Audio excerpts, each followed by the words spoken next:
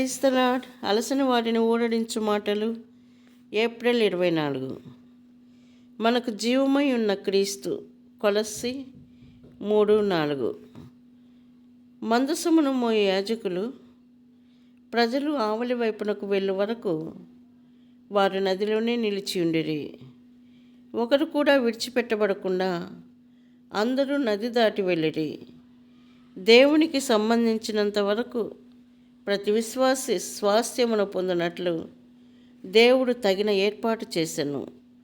ఇటువంటి గొప్ప ఆధిక్యత అపోస్తులుడైన పౌలు మరియు ఇతర గొప్ప వ్యక్తులకు ఏర్పాటు చేయబడినని తలంచి మనము వెనుదీయవచ్చును.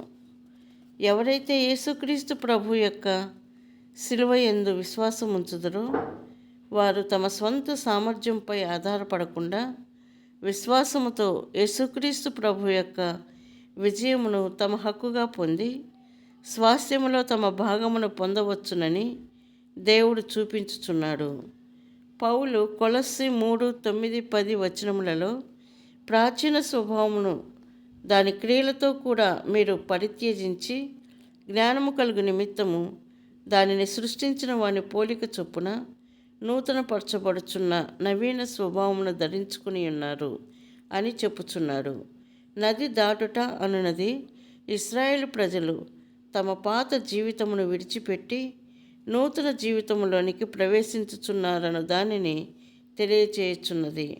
విశ్వాసము ద్వారా యేసుక్రీస్తు ప్రభు పాప స్వభావముతో కూడిన పాత పురుషుని తొలగించి వేసి ఆయన మృతులలో నుండి తిరిగి లేచుటను బట్టి విశ్వాసముతో నూతన జీవమును బయలుపరచునని మనం చెప్పగలము. ఆ జీవము ద్వారా పరలోక స్వాస్థ్యమును పొందినట్లు మనము సిద్ధపరచబడగలము. మన అనుదిన పనులను చేసుకొనుటకు శరీర బలము కొరకు మనకు ఆ ఆహారము అవసరమైనట్లు అనేక విధములైన శోధనలు ఎదుర్కొనుటకును వివిధ బాధ్యతలను వహించుటకును మనకు యేసుక్రీస్తు ప్రభు యొక్క జీవము అవసరమై ఉన్నది.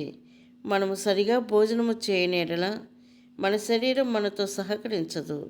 ఒకేసారి తినివేసి ఎక్కువ కాలం బలముగా ఉండవలెనన్నను సాధ్యము కాదు.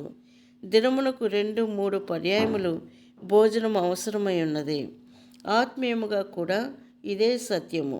మనము బలపరచబట్టకు కొరకు యేసుక్రీస్తు ప్రభు యొక్క జీవము మనం విశ్వాసముతో స్వీకరించవలెను. ప్రభువా, నీ జీవమే నా జీవము. ఈ దినపు పనులలో కర్తవ్యములలో నీ జీవము నాకు కావలెను అని ప్రతిదినము ఆయనను అడగవలెను. ఈ విధముగా మనము బలపరచబడి మన బలహీనతలను జయించగలము. లేని ఎడల మనము తప్పక తప్పిపోయి బలహీనలముగానే ఉందుము.